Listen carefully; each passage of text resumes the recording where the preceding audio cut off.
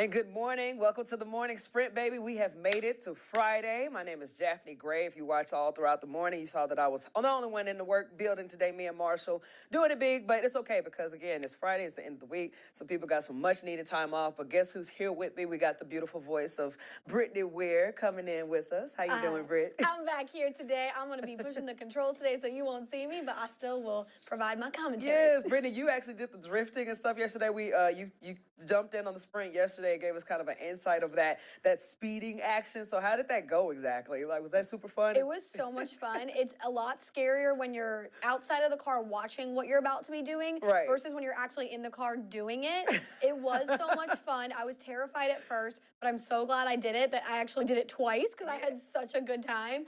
Those drivers are so talented. I'm amazed at what they're able to do. I could not focus like that, but if you are out in the Danville, Alton area this weekend and you want to try it out, you could go to Hyperfest at Virginia International Raceway and get that experience. Well, it looked a lot of fun. I think you did a great advertisement for them. Thank you. So guys, today we always cover some of the best top talkers, some of the cool stories that's happening around, and some of the stories that'll just make you see how the good that's happening in our community, and not just our community, but around the world as well. And again, shocking video. For example, this is coming up later in the sprint. If you're looking at your screen right now, you see that that's an officer. He ended up being thrown several feet during a traffic stop. Now, you see him climbing on the vehicle right there. We'll tell you what exactly happened and who is facing consequences now, but it's a very bizarre situation. You guys do not want to miss the video that's coming up later on in the sprint. First and foremost, let's give a big shout out to Covington High School. We got them having their last graduation as part of its own school division, though. Next year, the high school will be part of the combined Allegheny Highlands Public Schools division, and the ceremony begins tonight at 7 o'clock in Kerfman Hall. So shout out to all of those students. You guys have earned it. You're going to be able to rep this particular part of your school one last time, and I bet that's going to go down in history. People are going to be very, keeping it as very special memorabilia, right, Brittany? Because they're switching it, right? Yeah, yes. So they are switching it up next year, and a lot of talks about the combined of the two schools. So next year will be totally different for those students. So we'll continue to follow that for you guys. Definitely. All right. So right here, organizations in Roanoke are coming together for the second year in a row to bring joy to people in the community. Friendship Senior Living participated in a campaign called the Healing Ceilings. This is really cool. Partnership between the Topman Museum and Carilion. Studies showed that the art in hospitals can improve a blood pressure and lower anxiety. I had no idea that was a thing, but it makes sense though, because you go in the hospital and if you see all white walls and everything just, look like a dentist office in there, I'm pretty sure people would be easy to freak out more than anything. But if you see the art, it warms up the room, I think. After residents painted tiles, they were put on display at the Topman Museum. And next, they'll go to several Carilion facilities. So again, this is a really cool project. Shout out to Roanoke doing your thing. Again, all the good that's happening, whether it's here locally or outside, we bringing it to you guys so you guys will see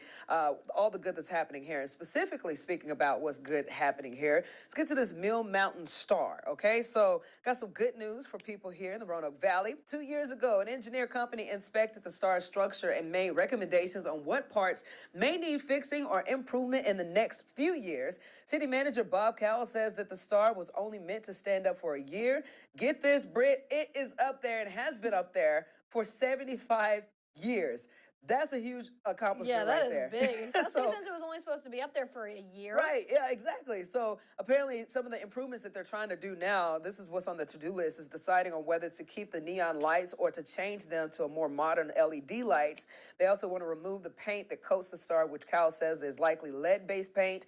And if all the improvements are done, it's expected to cost around $2 million. The city's Parks and Recreation Advisory Board will take up the discussion next week. But that lets you know how much work went into it at first. The fact that it was supposed to go up there only for 1 year, stayed up there and lasted 75 years, and then they're about to basically remix it to where I'm pretty sure it's going to last several more years after that. Yeah, that is a big project. And like I said, it was originally just a Christmas decoration. Yeah. And that's why, and to see how it's become so iconic with Roanoke, and that we're even named like the Star City here, and that, these improvements, they have to happen after years. So I think we're going to try to get a deeper dive into that for you guys to see what else is going to be going on with that star specifically. But yeah, we'll continue to follow that. Definitely. Okay, so Britt, As you guys can see, she's not going to be on camera today because she's been working behind the scenes. She's doing some hard, boots on the ground work right now. But I want to know, did you get you some coffee today for National Bike to Work Day? I had coffee that I made myself this morning. Okay, so you didn't. But I didn't go walk out and get it. No, but if you want some coffee and you want some exercise, Jaffney has you can get that. This is a good way to do it. Get this. If you live close enough, strap on that helmet, get going this morning. In Roanoke, bikers can pick up some free coffee and donuts at stations throughout the city. You got it till 9:30, okay? So you got about an hour and a half. So we can go after this. We go get our bikes and go? We literally could. So get this. Some of the locations include, you guys listen up. If you're going to work right now, maybe you want to turn back around, get in that bike, and go to one of these stations. We got one happening at Twisted Track Brewing Company. That's parking lot out there. Then the City of Roanoke Municipal Building. And then the Black Dog Salvage is also participating as well. So if you guys like to bike to work, if you do that on a normal daily basis, then this should be an easy trek for you to just go on through, get you some coffee and donuts. That would be just awesome. But if you don't bike, hey, let that be an encouragement to you. Get out there for National Bike to Work Day. Exactly. And I know there's a bunch of cities and towns around Southwest Virginia. They're doing other things. I know Lynchburg has a celebration this morning at their city hall for anyone who wants to bike to work today. You come on by with your bike. They have giveaways, prizes, things like that. So it's just kind of, ditch the car, get the exercise. It'll be a beautiful day for that. And like we said, get the coffee and donuts too if you want them. Do you still have your bike?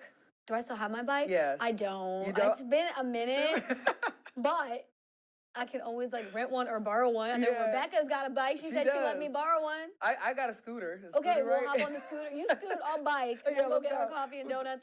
But let us know if you guys plan on biking to work today. If you already have, I know it's 8 o'clock. Some people show up early, but if you're going to go on a bike ride this weekend too, put in the comment section below. Or take a selfie, send it to us so we can give you a shout out later on when we get those comments in from Jazzy Jazz. Okay, so right now, obviously, if you're biking to work, today is a good day to do it because we are dealing with some decent weather before some changes come in.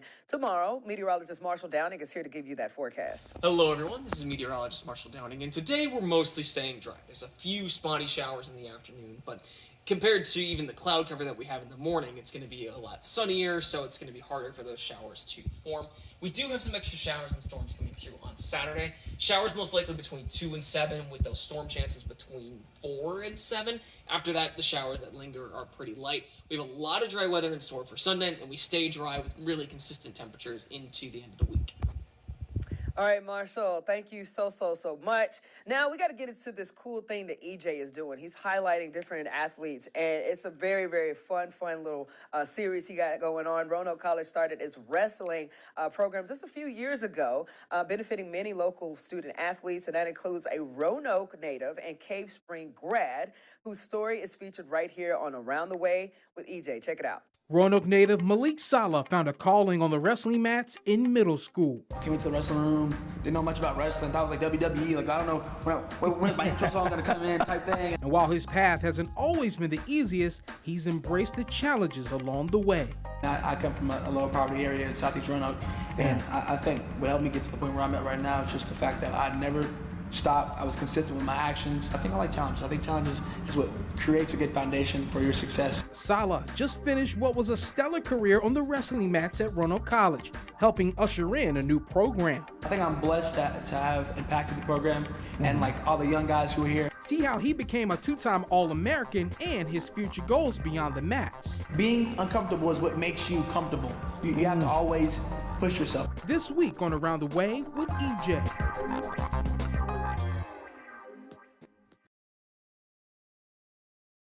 It's such a solid show right there. I freaking love that, and I hope that guy has the best moving forward in life.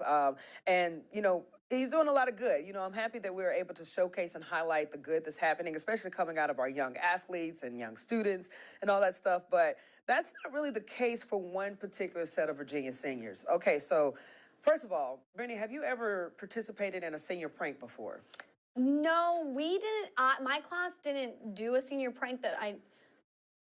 Okay, actually we did. I'm not gonna say. But I know my brothers did. So you ain't gonna give the dirt on what you did with your class. No, did. I'm not. I'm gonna keep that to myself because I still don't know to this day if my school knows who did that or did these things. So I'm not gonna rat me and my friends out. But I know so you guys, okay, we're gonna take the spotlight off. But my brothers, they all did, they had senior pranks. A lot of them were harmless and just like fun little things. Yeah. So they had a good time with that. Did you ever do one? I never participated. I wasn't as cool as the other kids. I was all about the books and stuff. So I kind of never participated in that. One, because, and another thing, I was in RLTC. So in RLTC, or junior RLTC, our commander, or colonel, he was very strict on that. And we obviously had a different form of discipline, you know. So I was that just meant a lot to me, to make sure I go out with a positive note and not, you know, losing my rank, losing my diploma and all that stuff. So I was, you know, I didn't play around with that. Yeah. My class did, and they definitely got in trouble. But this particular class right here that we're talking about, Virginia students paying the price for a senior prank gone wrong. Now, you can't see it right now. I guess this is a school, what it looked like prior to what happened. But officials said that they caused $7,000 worth of damage at William Monroe High School in Greene County. Says 50 to 60 teens were caught on camera using balloons, toilet paper, fire extinguishers, and paint all over the building. Now the seniors have to pay for their share of the damages and do 15 hours of community service before graduating this weekend. So they don't even have that. Okay, so this is my thoughts on this. Tell me. You know, I just feel like as years go on, each group of students in each generation wants to one up what happened in the past. Oh yeah, so you of course, used to have you used to have the senior pranks that were just, like you said, very simple, like haha, that's funny. We're all graduating, throw your hats up, fun. Yeah. But then people go that extra step, and when you know there's a line that you are crossing, and if something in your head is saying that this guy, I could actually get in trouble for this, you can get in trouble for it. And this is what they're doing. They're paying the price for that. Like, what are you doing? Like, damaging building, you know, I just don't see the hype. I don't like it. And I'm all for like the harmless pranks of one, you're not hurting anybody, you're not damaging any property. Right. If it's just a harmless thing, like I saw one, I think when I was graduating high school, it was very popular, which I thought was funny. At a certain time during the day, all of the seniors agreed to, like, you know, put on their pajamas and go take a nap in the cafeteria and just sleep. Stuff and like just that. Like that's not harming anybody. It's funny. We're all just going to take a nap. Right. It's just something silly like that. And I will preface in saying the senior prank that me and my friends did, we did not harm anybody. We did not cause any damage. It was a harmless one. Okay. Because I know I would never do that. I'm not. But this kind of brings... report opening up right now. I know. No, we didn't. It wasn't anything like that. So I will preface in saying that it was just something fun and silly that we did. And only to the teachers that we had a close relationship with. So it was... But it reminds me of this show. I don't know if you knew this. And I think it was MTV or VH1. They used to have a show called like Senior Pranks, and they would literally highlight pranks that people did around the country. But then they would show how they went wrong or how they got caught. And it was like, the one that sticks out to my head the most is this one group of seniors let loose like a ton of crickets all throughout the high school. So all day long, you just heard crickets, crickets, crickets. And for the longest time, they didn't get caught. And then the person who bought the crickets threw away the packaging in their trash can. It was a really windy day. The cricket package blew out of the trash can, and the guy lived near like a teacher or like a principal. And the teacher saw it and saw who it was addressed to, and that's how they got caught. And this used to be like a show, and so your goal was to like do a senior prank and then get on the MTV show. But even then, that right there is nothing in comparison. When you're dealing with damaging property, you're dealing with breaking the law. So if you're out there thinking about a senior prank, just don't do it. In my opinion, if you want to do a cool little memory together, you can find a better way to do that. But yeah, I know Rebecca, our producer for the spread, she was talking about how their senior prank, what they did is they got 3 pigs from the Tractor Supply and painted 1, 2, and 4 on it, and just set so them they loose. couldn't find 3. Yeah, exactly. So that's a good one. But harmless stuff like that, I want to know what you guys think about it, because again, anytime it's dealing with damage and all that stuff, my blood pressure raises. I'm just like, she can't get they need better. They know better than that. Okay, so back to this teaser video that we were talking about you guys earlier. I know we already got a comment apparently coming in. Somebody was already saying that how crazy that is. So this right here is just bizarre. The video you have to see. If you're looking at your screen right now, you see that there's an officer there trying to stop or issue a traffic stop. This is what happened. Iowa police officer took a ride on the hood of a speeding car while attempting to stop a fleeing suspect. Says that Officer Patrick McCarty says that he pulled over a car and learned that the passenger, who is Dennis Guider Jr., had a warrant out for his arrest. That's when Guider pushed the driver out of the car and started driving. You see it right there. Like, that looks like a scene out of a movie. Officer McCarty then stopped in front of the car, ended up on the hood, as you see right there. Investigators say that the car went more than 50 miles per hour, and McCarty suffered back injuries, but is okay, fortunately. Last week, the suspect was sentenced to up to 5 years in prison. But yeah, if you're looking at this, look at that. You see his body just fling off after they hit that dip right there. But it's just... it's videos like this that also just second how dangerous just being in law enforcement is. And this guy, here he is doing his job, keeping our community safe. You got a person with a warrant. You got to follow the traffic laws. I don't care who you think you are. And for this to happen, and this man walk out safely, he could have lost his life in that moment. Yeah, that is crazy. And just to see the video, see the body cam footage of what's going on there. But yeah, you're right. It is just shows how dangerous. You never know. Like a normal traffic stop, he didn't think this was going to turn into this. Exactly. And that's what it did. And I mean, I think that's why it's so important that we have weeks like this. Guys, look how fast they're going. Oh my goodness. That's just, but again, it just makes you so irritated so much to see how much flack officers get on a daily basis when they're having to. This is why sometimes people they're irritated at times. You never know what's going on in people's lives, but it's stuff like this where you wake up, you want to have a good day. I'm putting this uniform on. I want to protect and save people, and then disrespect take place. So what? It's National Law Enforcement Appreciation Week this week, and so that's why we have the weeks, the celebrations. I know they've been going on all weekend long to kind of honor those officers and the sacrifice they do every day. So if you're someone who participated in any of those events this week, let us know in the comment section below. I think there's some more going on this weekend too in our area. So it's a lot of different things also happening this weekend. Got multiple streets in downtown Roanoke will be closed tomorrow for a hustle for the homeless event.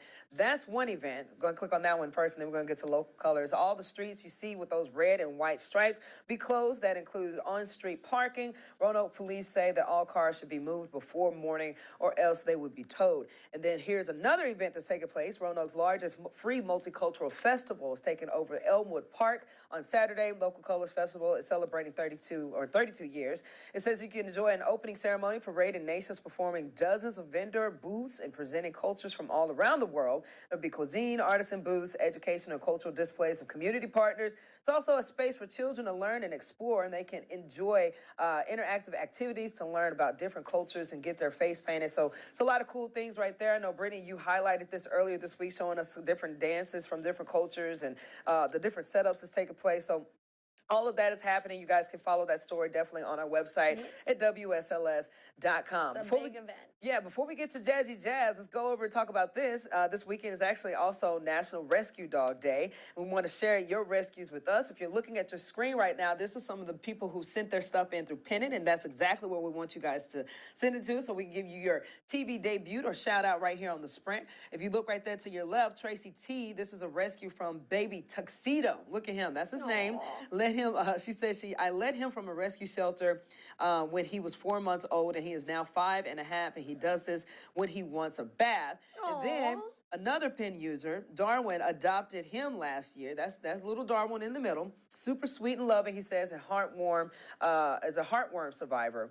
And then the last one, Abby Wilson sent us August. Super love. It's a beautiful black lab right there. So yeah, get your rescue pups in so we can go ahead and give you guys some shout outs, especially in time for National Rescue Dog Day. We would be showcasing more of those on Monday at 8 o'clock. So let's get Jazzy Jazz in the building. Let's get her back in. Hey, Jazz, can you hear me? Yeah, I can hear you. How you doing? I am good, girl. How you doing? I'm doing great. Happy it's Friday. Hey, happy Friday. Okay, so let's go through this list real quick. This senior prank, though, like I said, that type of stuff just irritates me because it's just like, come on, kids. This is not your property. You don't know how hard, first of all, taxpayer dollars goes to make sure your schools are looking beautiful the way they are. But it's just not that serious to me. What do you think? Yeah, I would 100% agree with you. I don't think it's that serious. And senior pranks should be fun. Like, they have all these fines now, and I'm sure they may be facing charges in the future. So you've already setting yourself up for failure before you even got in the real world yet. Mm-hmm. So it's honestly just not worth it. And I think just senior pranks should be fun and lighthearted, something that'll make you laugh, not something that will get you in trouble ultimately and possibly ruin any future opportunities. Exactly, girl.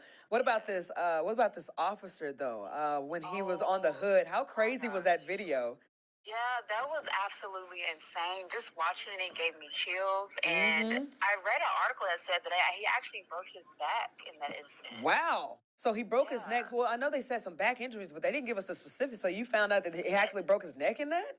No, his back. Oh, I thought you said neck. Well, still back. That's still a serious deal too. Yeah, but yes, absolutely. Because I was wondering, like, how, like, was he injured? Was he hurt during the incident? Because that car was going extremely fast. Right. In the video, you could just see him just clinging on and trying his best not to get flung off. Mm-hmm. But yeah, I read an article that said he actually sustained a lot of injuries in that incident. So I'm just glad that he didn't lose his life. Exactly. I can imagine. Exactly. Just the insanity of that in general.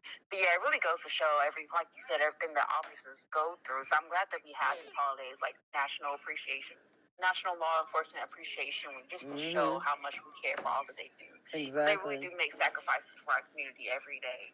And you mentioned, so we were talking about how much of a talker it was and how much action it was already gearing up online. So do we have any viewers or any more comments today? Yeah, we have a ton of viewers today. We had a comment from Thomas Walters who said the video with the officer was crazy. So he pretty much agrees with us on just the insanity of it. Yeah. That was the only, no other comments. But yeah, Thomas just said that the video was just crazy and probably just crazy to see. Mm-hmm. Shout out to Thomas for watching. And say thank you, Thomas, for putting that comment out there. We appreciate it. So if anybody else would like to comment, how should they do it? Yeah, just head to our website, go to our live stream, and there's a comment form right beneath it. Super easy to leave a comment. It'll take you maybe 3 seconds. But we would love to have you guys join the conversation, and we'll even give you a shout-out during our show. So be sure to just talk to us.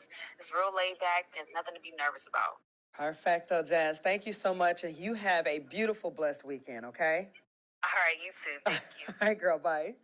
All right, guys, let's get to these headlines. This is some of the new top stories that you're going to be seeing throughout the rest of your news days. Some people may have to pay more in real estate taxes in the New River Valley, but the money will go to hiring fire and EMS personnel. Montgomery County fire and EMS leaders want to hire 8 additional emergency team members and 4 supervisors to help respond. So again, that's going to be some details you'll learn about on 10 News at noon. Plus, a 5-alarm fire in South Charlotte broke out Thursday, causing a massive first responder presence to fight it. Charlotte Fire said flames aggressively ripped through the construction site and smoke swept through the South Park area of Charlotte. 5-alarm fire was so intense, beams were seen and heard collapsing. Two of their construction workers are still unaccounted for at this time. So we're going to be following this closely and hopefully everybody make it out alive. That's just a bizarre scene right there. And last but not least, you got the fallout continues after Roanoke City Council voted down a proposed coffee house at Fishburne Park. 6-1 vote to deny rezoning request shocked the couple who applied because planning the commission voted to allow the rezoning. What's next for the couple and how much went into that whole process? That was a whole deal. We got more details. Again, you can follow those stories online at WSLS.com or on air. And before we go, so me and Brittany are actually going to hit the road later on today to North Carolina, right? We're going to North Carolina. Yeah, so we're going there reason. For a very, very special reason. Let's give much love to our girl, Alyssa Ray. This is our beautiful noon anchor. She is actually getting married tomorrow. Yeah. And we are so excited. Everybody's so ready for this. I think basically half the stations is going right now. Oh, yeah, we're all going to celebrate together. When one of us has a big celebration, we all join in together. We're a big family here. So we're excited for Alyssa. She's going to look absolutely stunning. Exactly. I'm so excited. Can't wait to give you guys all of the cool pictures and stuff when they become available. Give her a big shout out. But girl, we want you to know we love you. We're excited to see you. We're excited to be in this moment with you and celebrate this. And I know you and Cam are just going to have the beautifulest of families. Yes, and we will share any pictures that we have with you guys from the wedding and our wedding weekend with Alyssa on Monday. So look out for those. But yeah, we can't wait. Yeah, I'm about to get ready to roll out now. But either way, Brittany, you got anything, girly? Oh, no, I'm all good for today. Happy it's Friday and ready to roll. Let's do it. Let's hit the road, Jack. Okay, so guys, thank you so much for joining us on this Friday edition of the Morning Sprint. Again, we always want to have that back and forth engagement in this down-to-earth setting where we're talking about the good stories in our community around the world, the talkers. If you got anything or know anything, send them our way. We would love to try to highlight those. But yeah, we're about to roll out, and we'll see you guys back here Monday morning, 8 a.m., WSLS.com on the Morning Sprint.